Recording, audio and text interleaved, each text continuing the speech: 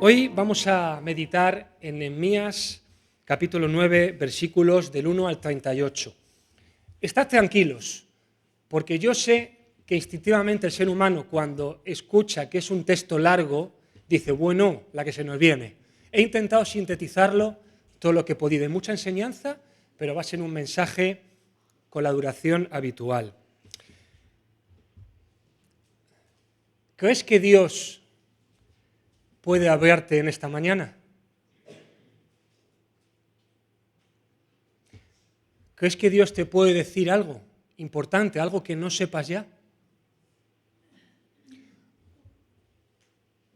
Olvídate de que estoy aquí delante. No pienses que soy yo el que está diciendo esto.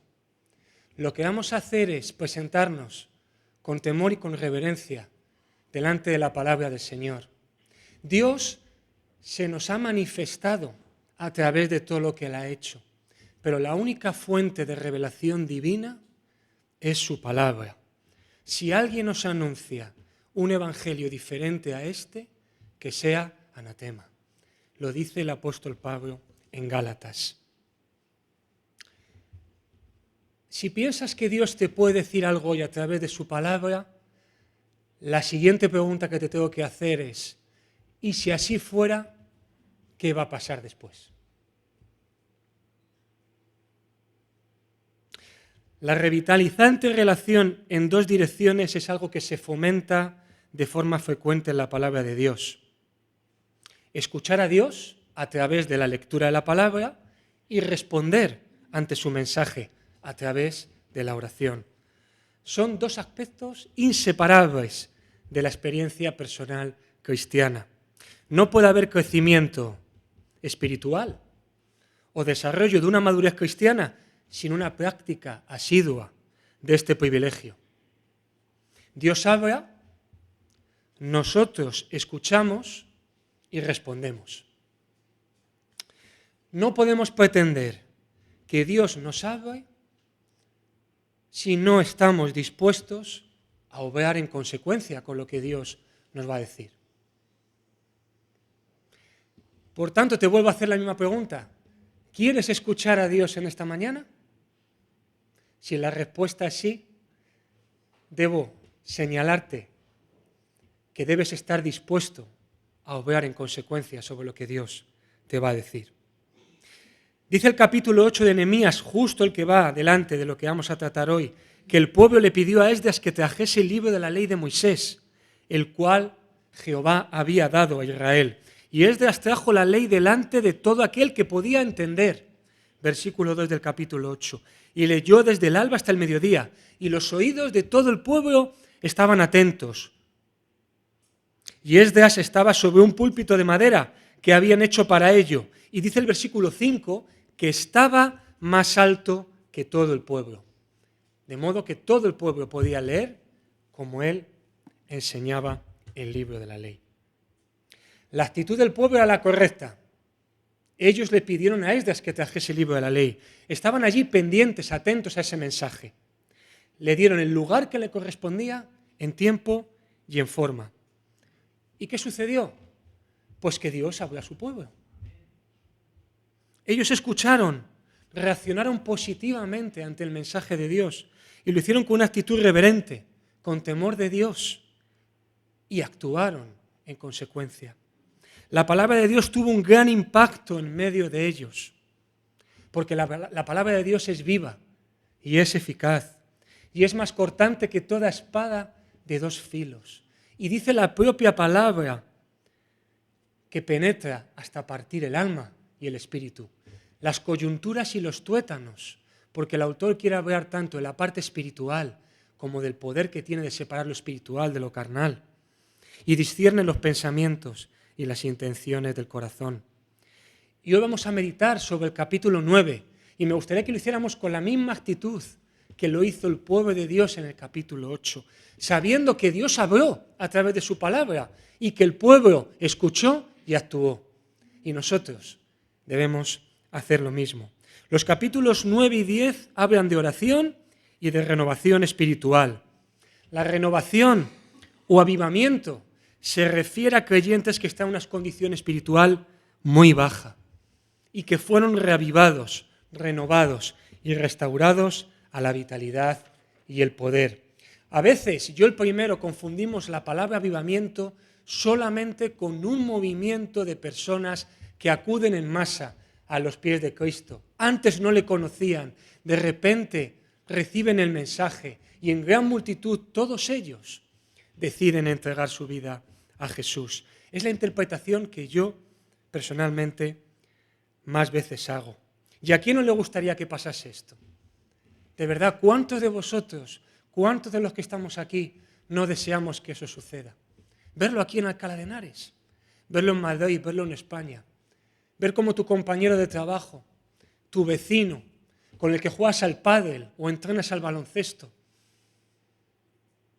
tus familiares, todos aquellos que no conocen que Jesús es su Salvador, cayendo a los pies del Señor y reconociéndole como el Señor y Salvador de sus vidas. Yo creo que todos deseamos eso. Pero os he de decir una cosa, y es que el verdadero avivamiento comienza aquí, en mi corazón y en el tuyo. Y si queremos que eso suceda algún día, debemos empezar por nosotros mismos. El día que el pueblo de Dios experimente un avivamiento o una renovación espiritual, ese día que nosotros avivemos nuestros corazones, estará más cerca el día en que podamos ver a multitudes acudiendo a Cristo. Y el capítulo 9 en el que vamos a empezar a hablar esta mañana es la continuación de ese avivamiento que sucedió en el capítulo 8.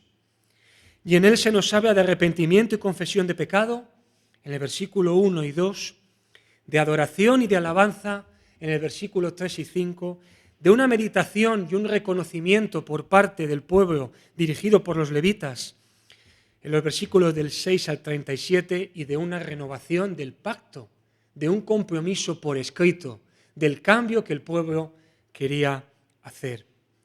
Os invito a que me acompañéis al capítulo 9 de Nehemías y leamos juntos algunos versículos.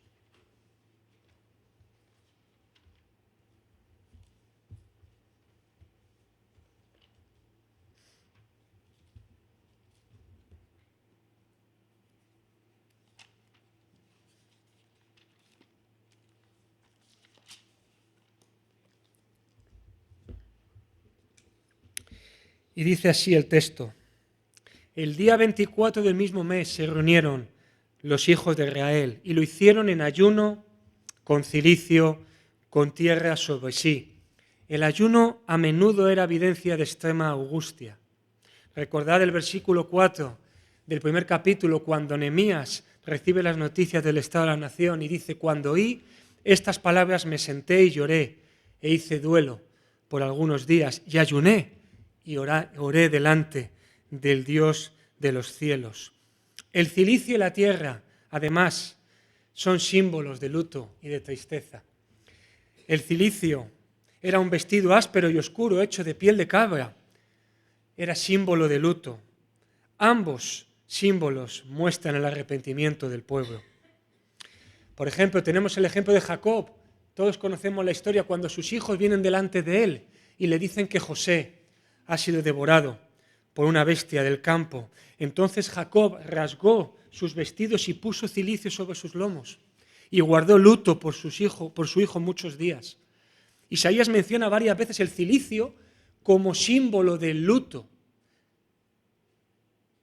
por los pecados y por cómo la nación se había apartado de Dios por su situación espiritual. Poner tierra sobre sí o echarse en tierra tiene que ver con lo mismo. Lo podemos ver en Job, en el capítulo 2, cuando sus amigos fueron a su encuentro y vieron la gran angustia de Job. Dice el texto que ellos echaron tierra sobre sí. Josué también lo hizo, cuando por el pecado de Acán el pueblo sufre una derrota en Ai y él se postra en tierra, echa tierra sobre sí como símbolo de luto y tristeza. Y hay un texto muy conocido que es cuando el profeta Natán se presenta delante de David y le dice que el hijo que le van a nacer como consecuencia de su relación con Betsabé va a morir como consecuencia de su pecado. Y dice el texto que David pasó la noche acostado en tierra. Todo esto era síntoma de luto y de tristeza. Pero no solamente esto, nos habla del arrepentimiento que estaba mostrando el pueblo de Dios como consecuencia de lo que Dios les había dicho a través de su palabra. Es una evidencia que el pueblo estaba arrepentido por todo lo que habían hecho ellos y sus padres y los padres de sus padres. El versículo 2 nos dice que ya se había apartado la descendencia de Israel de todos los extranjeros y estando en pie confesaron sus pecados y las iniquidades de sus padres. Escucharon la palabra, se arrepintieron por lo que habían hecho y confesaron sus pecados, confesaron su desobediencia y las iniquidades de sus padres, la maldad y las grandes injusticias que habían cometido. No hay confesión genuina sin arrepentimiento. Yo puedo confesar que he hecho algo, pero para que eso sea genuino debe haber un arrepentimiento anterior. La confesión que nosotros entendemos conlleva un propósito de enmienda, conlleva una intención de cambio y una renovación espiritual. Y este es el orden: arrepentimiento, confesión y propósito de enmienda. Dios nos habla, nos pone cara a cara con nuestro pecado, nos arrepentimos, confesamos nuestros pecados y nos proponemos un cambio. Dice el versículo 2 que ya se había apartado la descendencia de Israel de todos los extranjeros. Ya se habían puesto a trabajar, a rectificar, a enmendar lo que habían hecho mal. Se habían separado cumpliendo con el mandamiento de estar apartados que Dios les había dado en Génesis. Cuando les dijo, cuando conquistéis todas estas tierras mayores y más fuertes que vosotros, la tierra del Jebuseo, del Eteo, del Amorreo, del Fereceo, del Ebeo, todas estas tierras, no tengáis parentesco con ellos. Y ellos habían desobedecido, pero escucharon la voz de Dios, comprendieron que habían pecado, se arrepintieron, rectificaron y confesaron su pecado, reconocieron que habían obrado mal. Hay un texto de Isaías que me gusta mucho, es Isaías 1, versículo 18. Me gustaría que lo buscaseis conmigo. Isaías 1, versículo 18. Si no lo queréis buscar, lo podemos poner en la pantalla. Hago un breve paréntesis para que no perdáis la costumbre de memorizar versículos y tampoco perdáis la costumbre de decírselo a vuestros amigos, a vuestros hijos. Porque hay versículos que ellos no memorizarán, sino que por escucharlos de tu boca, se guardarán en su mente y en su corazón. Y esto es lo que ha pasado con este versículo. Yo nunca lo he memorizado, pero una vez escuché a una persona decirlo, y desde entonces lo tengo guardado en mi mente y en mi corazón. Venid luego, dice Jehová, y estemos a cuenta. Si vuestros pecados fueren como la grana, como la nieve, serán emblanquecidos. Si fueren rojos como el carmesí, vendrán a ser como blanca lana. Qué bonito, ¿verdad? Pero quiero llamar vuestra atención a la primera parte del versículo. Dice el profeta Isaías, hablando en nombre de Dios, venid y estemos a cuenta. Venid y estemos a cuenta. Dejemos las cosas claras. Hablemos lo que tenemos que hablar. Dios invitó al pueblo pecador a que volviese en sí y que admitiera que estaban mal en sus actitudes y en sus obras. Esto es algo más que un llamado a la reconciliación.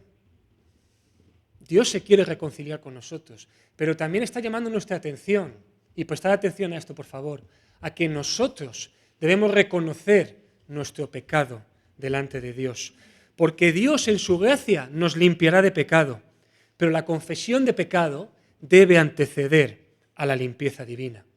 Y es lo que le estaba diciendo el profeta Isaías a su pueblo. Venid, estemos a cuenta, reconoced vuestros pecados, Si son como la grana, como la nieve, serán emblanquecidos. Y si fueren rojos como el carmesí, vendrán a ser como blanca lana, a causa de la limpieza divina. Primera de Juan 1:9 dice que si confesamos nuestros pecados, Dios es fiel y justo para nuestros pecados y limpiarnos de toda maldad. Si confesamos nuestros pecados, Dios es fiel y justo para perdonar nuestros pecados y limpiarnos de toda maldad. El contexto de este versículo tiene que ver con andar en la luz. Andar en la luz es andar en comunión con el Padre y con el Hijo. Lo podéis ver en los versículos anteriores y posteriores a este versículo. ¿Y qué sucede cuando pecamos? Dice el texto que Dios es fiel y justo. Fiel, porque Él permanece fiel y no va a cambiar aunque nosotros pequemos. Justo, porque el sacrificio de su Hijo Jesús en la cruz del Calvario y gracias a su sangre nos limpia de pecado y puedo estar en comunión con Él. Pero dice que si reconocemos nuestros pecados, Él va a perdonar nuestros pecados. Por tanto, ¿qué sucede cuando pecamos? Dios no se aparta de nosotros, pero en esa relación de vivir con Dios, nuestro pecado entristece a Dios.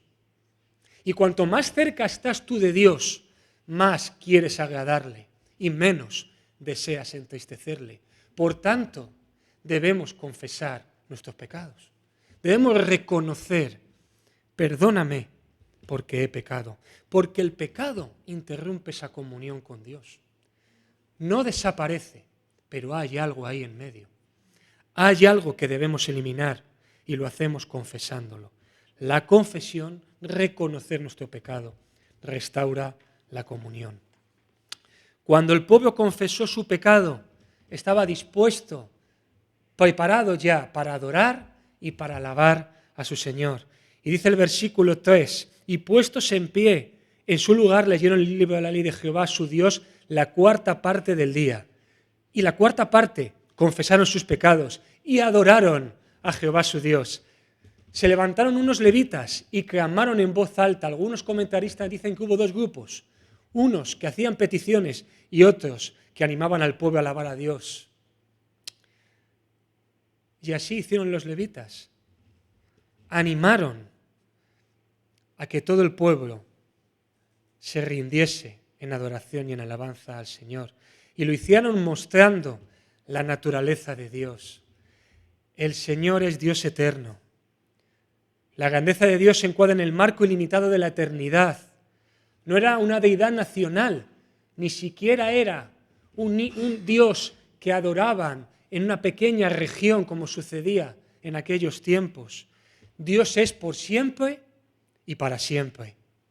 Y comenzó una oración de alabanza, de reconocimiento de quién es Dios, cómo había estado presente en la historia de la nación. Y en esa oración se medita en el carácter único de Dios, en el poder de Dios, en las promesas de Dios que se cumplen, en el amor de Dios que se manifiesta, en la voluntad de Dios que se hace manifiesta, en que Dios hace patente su misericordia, que Dios muestra su generosidad, que Dios ejercita su paciencia y que Dios demuestra su fidelidad. Esa fue la oración de alabanza y de reconocimiento que podemos ver en los versículos del 6 al 37. El carácter único de Dios. Tú eres el único Dios, creador de todas las cosas. Tú solo eres Jehová. El Shema de Deuteronomio. Oye Israel, Jehová nuestro Dios, Jehová uno es. El poder de Dios, Él es el creador de todas las cosas. Tú hiciste los cielos y los cielos de los cielos, la tierra y los mares, y tú vivificas estas cosas. Ellos reconocieron que las promesas de Dios se cumplen, porque Dios obró en la vida de Abraham, le sacó de Ur de los Caldeos y cumplió el pacto, la promesa que había hecho con él. El amor de Dios se manifiesta y lo hizo a través de la liberación del pueblo de Dios cuando lo sacó de Egipto porque miró la aflicción de su pueblo. La voluntad de Dios es manifiesta porque les dio juicios rectos y la ley. Hizo salir agua de la peña y pan del cielo. Esto lo podéis ver en los versículos 13, 14 y 15. Dios hace patente su misericordia porque pese a la desobediencia, la rebelión, y que cuando Moisés bajó del monte se encontró que el pueblo había hecho un becerro de oro y le estaba adorando, Dios hizo patente su misericordia. Dios muestra su generosidad, sigue siendo fiel, clemente y piadoso, tardo para la ira y grande en misericordia. No abandonó a su pueblo, sino que decidió guiarlos y alumbrar su camino, así como proveer para sus necesidades. Y no solo esto, sino que les ayudó a conquistar la tierra de sus enemigos y a alcanzar la tierra prometida. Dios ejercita su paciencia, porque de nuevo provocaron a ira al Señor y se rebelaron, así que Dios los entregó a sus enemigos, pero debido a su gran compasión, Él escuchó su clamor desde los cielos y les envió libertadores. Lo podéis ver en los versículos 27 y 28. Pese a todas las veces que Israel pecó, Dios continuó siendo paciente. Dice el autor, los soportaste por muchos años. Les testificaste con tu espíritu por medio de los profetas, pero finalmente, debido a su pecado continuo, los entregaste en manos de los que les llevaron cautivos. Y Dios muestra su fidelidad, como el autor expone en los versículos del 32 al 37. Ellos reconocieron quién era Dios, lo que ellos habían hecho y cómo Dios había estado por su gran compasión con ellos durante todos estos años. Así que decidieron, después de escuchar la palabra de Dios, después de arrepentirse, después de confesar su pecado, de tomar medidas, de tomar acción sobre esto, de rectificar y de alabarle y de reconocer quiénes eran ellos y lo que Dios había hecho por ellos, renovar el pacto y tomar un compromiso por escrito con el Dios de su salvación. Y es lo que hicieron en el último versículo, que es la antesala del capítulo 10, que gracias a Dios no tengo que exponer yo hoy, solamente el capítulo 9. Repasando, Dios habla a su pueblo a través de su palabra, pero nuestro corazón debe estar dispuesto a escuchar qué tiene que decirnos. Si Dios muestra que en nuestra vida hay pecado, debe haber arrepentimiento, confesión de pecado, debe haber intención de cambiar.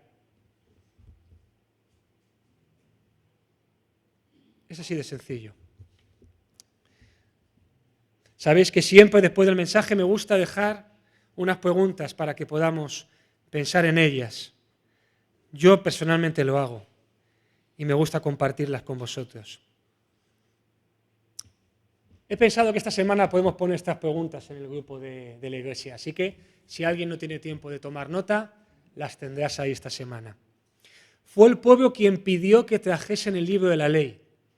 Se dejaron enseñar por los levitas, que explicaban e interpretaban a todo el que quería oír, a todo el que podía entender. La pregunta para nosotros es, ¿tenemos nosotros la humildad necesaria para aceptar que Dios pone a personas en nuestras vidas para hacernos ver ciertas situaciones en las mismas? Hay veces que nosotros no nos damos cuenta de lo que estamos haciendo mal. Y Dios pone a alguien cerca de ti para hacerte ver lo que dice su palabra. Exactamente lo mismo que hicieron los levitas con el pueblo que estaba escuchando. ¿Tenemos nosotros esa misma disposición? La segunda, la lectura de la palabra se realizó desde un púlpito de madera que estaba más alto que todo el pueblo. Al abrir el libro todo el mundo lo podía ver. No sabemos exactamente cuántas personas había allí, porque habla de ciertos números, pero se van sumando más o menos entre 30.000 y 50.000 personas. Estaban atentas a la lectura de la palabra. La palabra de Dios ocupó el lugar que le correspondía.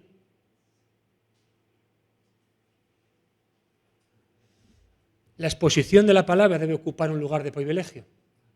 Y nosotros así lo reconocemos en esta iglesia. Pero la pregunta para ti y para mí es, ¿qué lugar das tú a la palabra de Dios en tu vida? En aquel momento ocupaba un lugar de privilegio, más alto que todo el mundo, para que todo el mundo la pudiera ver. ¿Y qué lugar ocupa la palabra de Dios en tu vida? Hace tiempo compré este pequeño libro. Es una guía que habla de todos los libros de la Biblia, en qué contexto se escribió, cuál es el mensaje, quién lo escribió, qué aplicaciones tiene para nuestra vida. Ayer cogí este libro, lo abrí por el libro de Nehemías, cuando ya tenía mi predicación hecha.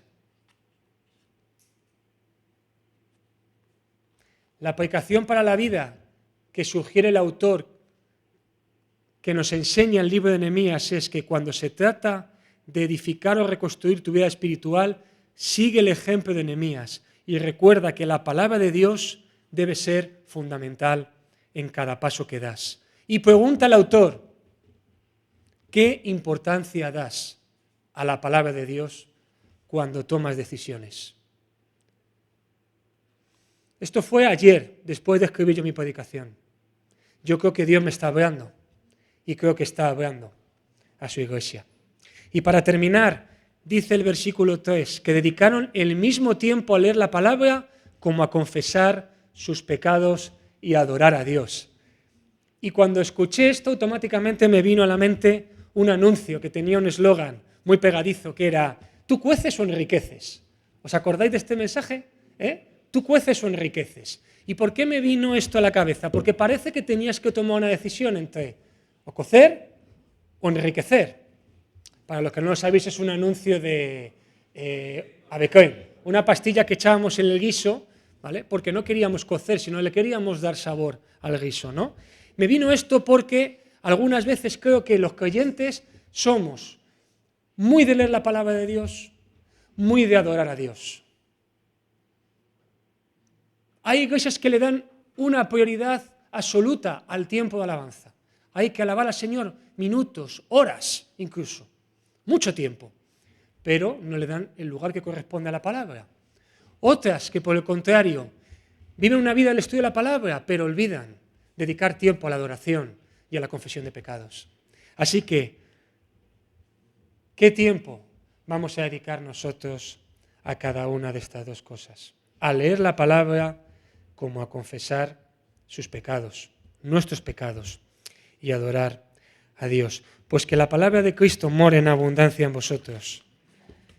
Que el Señor nos hable, que podamos escuchar su voz y que podamos actuar en consecuencias. Amén.